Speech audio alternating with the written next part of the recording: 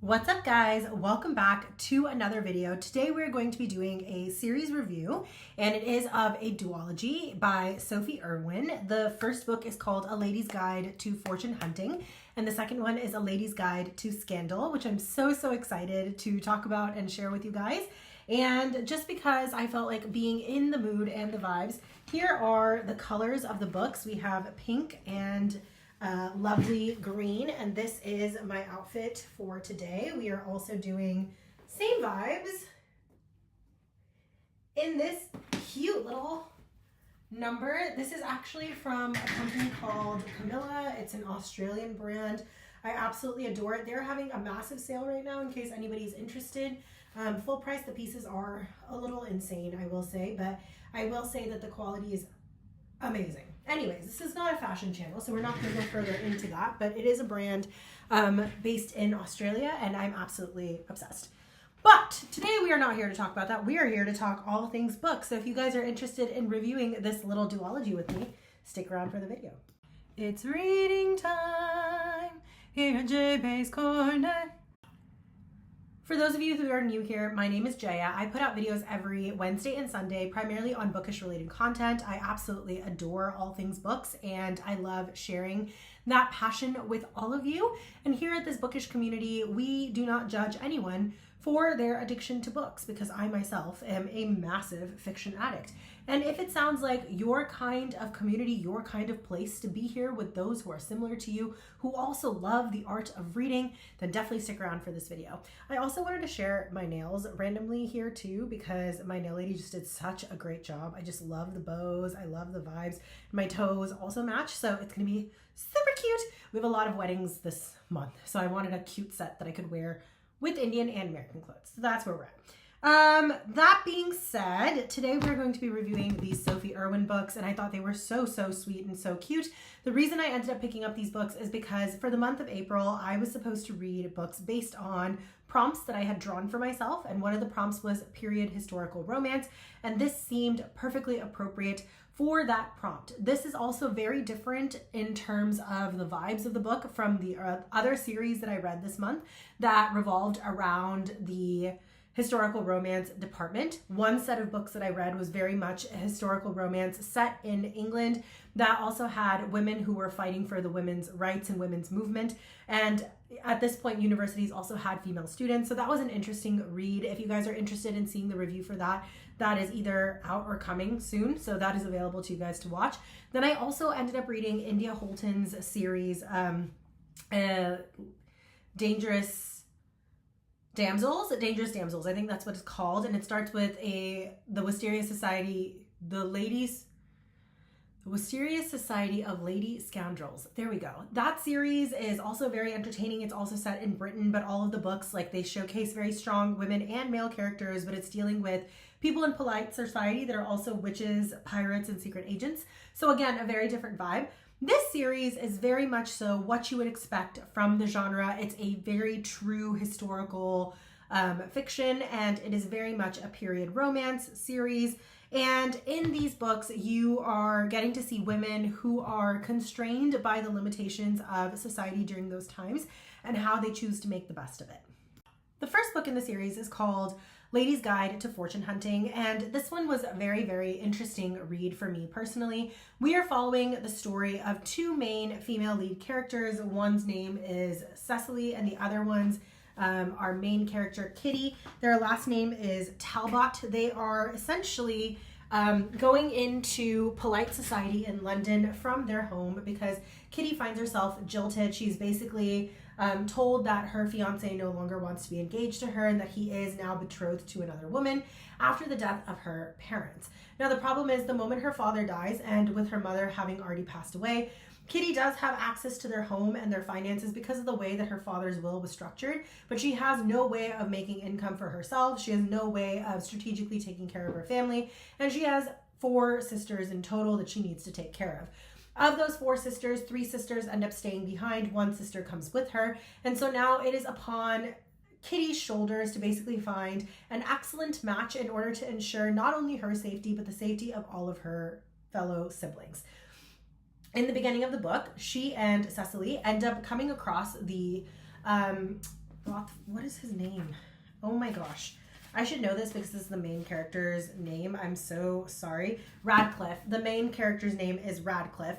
Radcliffe is the name of the family, actually. And Archie Radcliffe is the youngest brother of the 3 siblings. So he's the middle brother, if you will. So there's an older brother, a middle brother, and a daughter, as well as Lady Radcliffe. Lord Radcliffe has since passed away, and the elder brother has now taken on the role of being the lord to the family. He's also coming back after serving in the war, and so he himself is very much disillusioned by society, doesn't feel like he wants to be a part of the Ton, doesn't really want to participate in the London activities, but he finds himself being immeasurably called upon by his mother when Kitty and her family get introduced into Lady Radcliffe's society, as well as to the middle brother. Kitty attaches herself to the middle brother, and so when that happens, he starts to develop feelings for her and therefore has an intention of potentially proposing to her. And throughout the course of this, like, originally the mother is very concerned and feels like Kitty is fortune hunting, but she also eventually wins over the mother and helps her cure various ailments that keep befalling her. So when the older brother ends up showing up, Lord Radcliffe that is, ends up showing up, he decides that Kitty in and of herself is a danger to his family and is a fortune huntress, and therefore should not be allowed to pair with his youngest brother.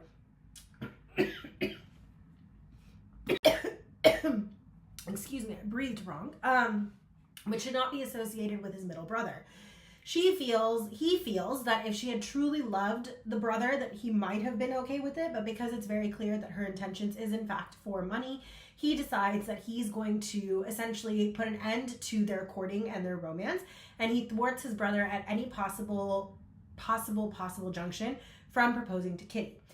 Because Kitty now finds herself in a position where she no longer has access to the Ton or to Mr. Radcliffe's affections, she reaches out to Lord Radcliffe and basically says, I will agree to leave your brother alone if you agree to help me find the perfect match. So together they both scheme and work together to get her into recognized society, even though she comes from a patronage that is coincidentally looked down upon, which is basically that her mother was a courtesan and the father was a gentleman, and so that's how they got married and they removed themselves from society. But obviously, with her mother having been a courtesan, her best friend also was a courtesan, and while she is now recognized as a lady in society, she still can have situations follow her around that can get her into trouble. So because of this, she ends up advising the elder aunt ends up advising Kitty to not seek so high that she might put herself out of sorts, if you will. But Kitty decides to strive hard anyways, and therefore ends up working with Lord Radcliffe in order to lure in the gentleman and the prey, if you will. Throughout this process, he is slowly falling for her. She's slowly falling for him. The thing I love about this book is that there's so much banter and there's so much intelligence in Kitty's answers. And Cecily, too, she is a character that is basically described as being very well read, really loves classics, wants to go to university, wants to eventually become a governess or something along those lines. And while she does end up finding a romance of her own, it was still very cute nonetheless to read both of these female lead characters that actually have a lot of spunk in them. And begrudgingly, both Lady Talbot as well as Lord Radcliffe end up caring for each other and essentially respecting one another. And at the end of the book, obviously, we know that they're going to end up paired together. It was very much a Pride and Prejudice type of vibe set in England. And very specifically, the thing that I also liked about this book is there was very minimal miscommunication. The characters' communication with one another was perfect. And I do appreciate the fact that Kitty, from the get-go, even though she is very much seeking fortune and she is seeking a husband to help settle debts of their family as well as feed her sisters and clothe her sisters and all these other things, she's open about it. She does it in a very polite way and in a very subtle way, but she never hides any truths that can get her into trouble later on with any of the other people in the Ton, as well as with Radcliffe's family themselves. And so I think that was a very admirable quality in Lady Talbot as well. This book, I think the pace was also perfect. It kind of goes along pretty easily, and you really enjoy the characters and you really enjoy the stories and the situations they find themselves in. There are definitely moments where she will do everything in her power to get invitations to go to certain events or certain locations. And then Miss Talbot is also seen very much so supporting herself as well as other younger women in the town by telling off gentlemen that may have negative intentions or may have roaming hands that she doesn't want on her sister or anyone else. And this definitely sets her back a few steps, but I do appreciate the fact that she still has a good conscience. She also inadvertently snares a gentleman that actually would be a good fit for what she's looking for. But when she finds out that he has intentions elsewhere and that there's another girl who's pining after him as well, she does step aside to make sure that the two of those characters end up together. So overall, like, as the story progresses, you realize Kitty actually does have a moral compass and that she actually does care about other people and other individuals' happiness as well. And she also goes out of her way to still support her family. And I think that was very cute to see. And so it was really nice to watch Radcliffe kind of appreciate those qualities of Kitty. And at the same time, it was also nice to see Kitty take herself down a peg every once in a while. Not so much that other people did, but she did. She very openly says, like, I'm going to do this and this is what I'm going to do and this is why I'm going to do it. But at the same time, like, when the situation says, hey, you shouldn't be doing this, she herself corrects. And I do appreciate that about her too. I think overall this was a great read. I really enjoyed it and I ended up giving it a solid 4 stars. The second book in the Duology series is actually a complete standalone story. You can technically read this one without reading the other. There aren't too many references to the previous characters as well, so it's almost a pretty much true standalone. It just kind of ended up in the same series, if you will, because it's still a lady's guide of something. So I do think that's why they're grouped together, but I will say A Lady's Guide to Scandal, for me at least, was a much more enjoyable book. This is following the story of Eliza. Now, Eliza is a beautiful, beautiful woman who has been married for 10 years to a very, very much older gentleman than herself, who has been very cruel to her throughout the course of their marriage, very demanding, very cold.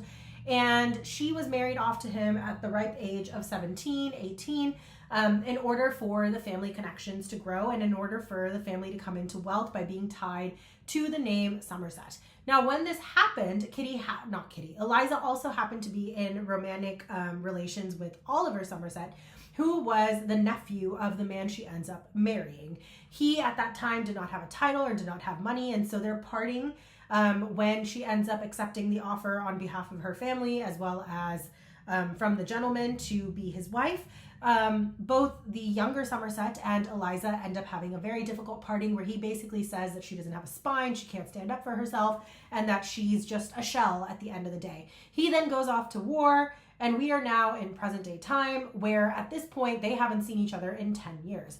After the husband dies, he ended up having a fight with one of the other family members, which leads him to changing the will, now leaving multiple properties and their various incomes associated with agriculture and such things in the name of Eliza herself. So Eliza herself now finds herself a widow without necessarily any chaperone or anything like that because she was a married woman, now in mourning. Her parents live in a different area, and even though they are very ruthless in getting her connected in the way that they need her to, and even though they're very open with their opinions and stuff like that, Eliza finds that she no longer actually has to abide by those demands, and she finds herself surprisingly in a situation where she has a lot of freedom that she didn't anticipate having. Now, the only thing that's a catch with this freedom is there is a morality clause. So if she is to break the morality clause, all of her fortune, all of her money can go away. So throughout the course of this book, we basically watched Eliza and her cousin, Margaret, who is essentially her best friend, go to Bath to basically be out of the way of the family and still enjoy their property and their freedom while still being polite members of society and being in mourning. However, as the book progresses, both of the ladies are inadvertently introduced to the Melvilles, who are intriguing female and male sister, male and female sister, oh my God, what am I trying to say? Brother and sister combination who come from name and wealth, however, are consistently associated and embroiled in scandal.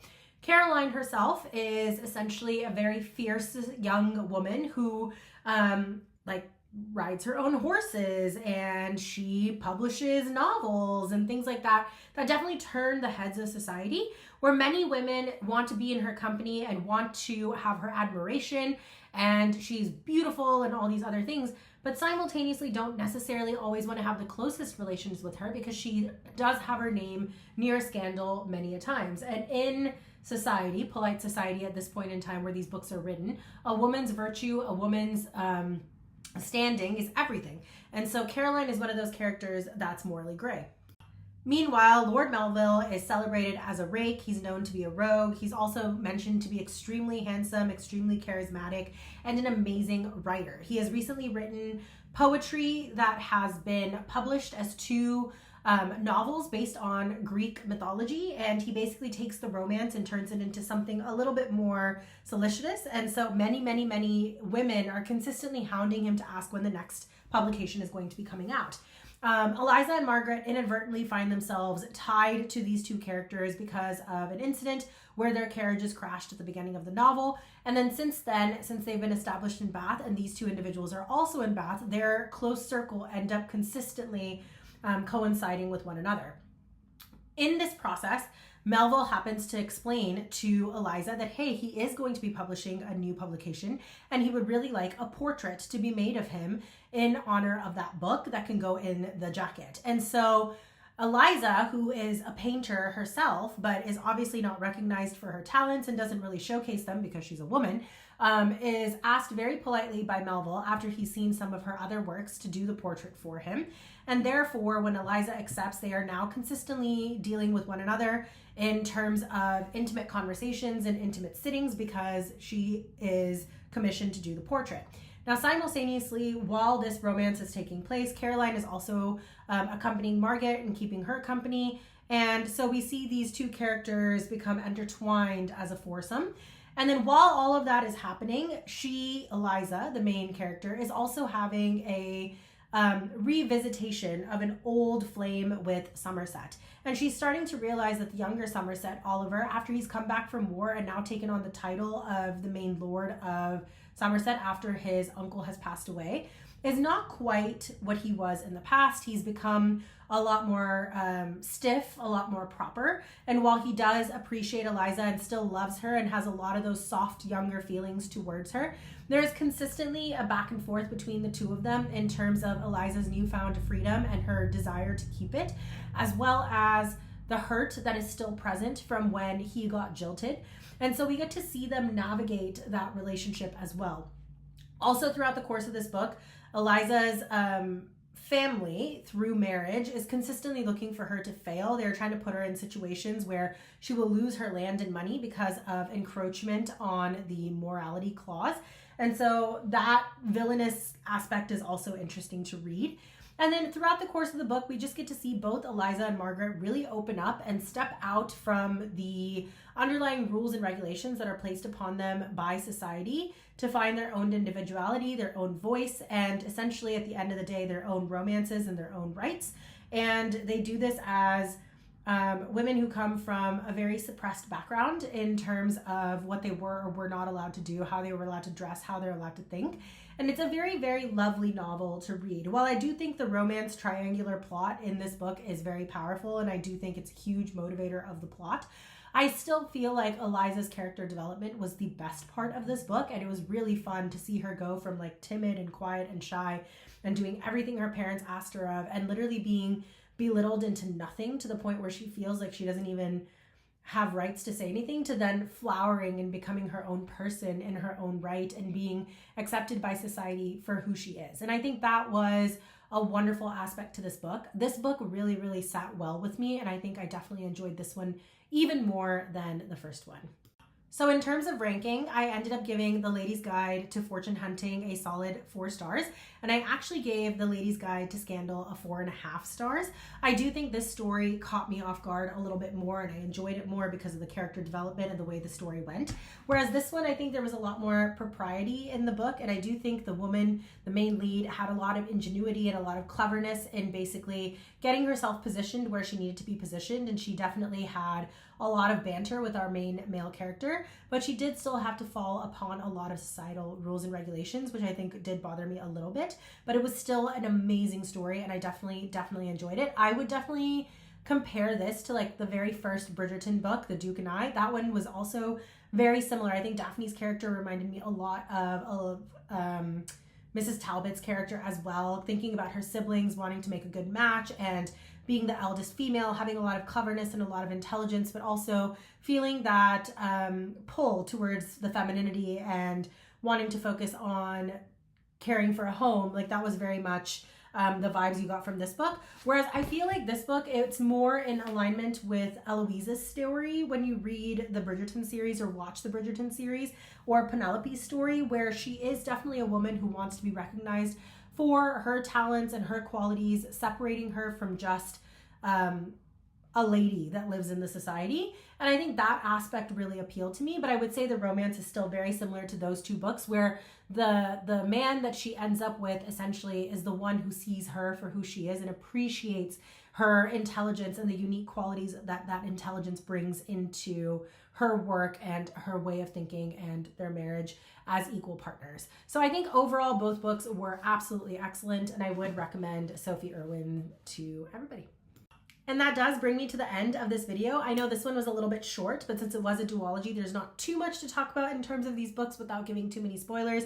I will say that they were very, very fun, cute reads, and I thoroughly enjoyed them. For those of you that are new here, if you enjoyed this content and you like bookish related content, book recommendations, that type of thing, definitely consider hitting that subscribe button and that notification bell so you never miss out on an opportunity to hang out with us here in this little corner of the internet.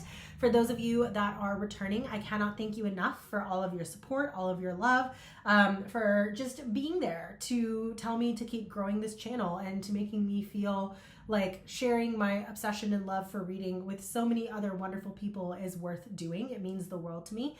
And also for those that are new, if you guys enjoyed this, if you have any thoughts on these books, if you have other book recommendations that I should read based on my feelings on these books, definitely let me know. I love reading everyone's comments. I love responding to them. I think they mean the absolute world to me, because we really get that conversation going, and that's so, so cool. And I just want to say to everybody, at the end of the day, thank you for taking the time. Thank you for sitting here and watching this video. I know how busy everyone's lives are, and it means the world to me. So I will leave everybody with this. Wherever you are in the world, I hope you are feeling happy, safe, secure. I hope you're surrounded by love, friends, and family. And I hope you're getting plenty of time to read. I'll catch you guys on the next video. Bye, guys.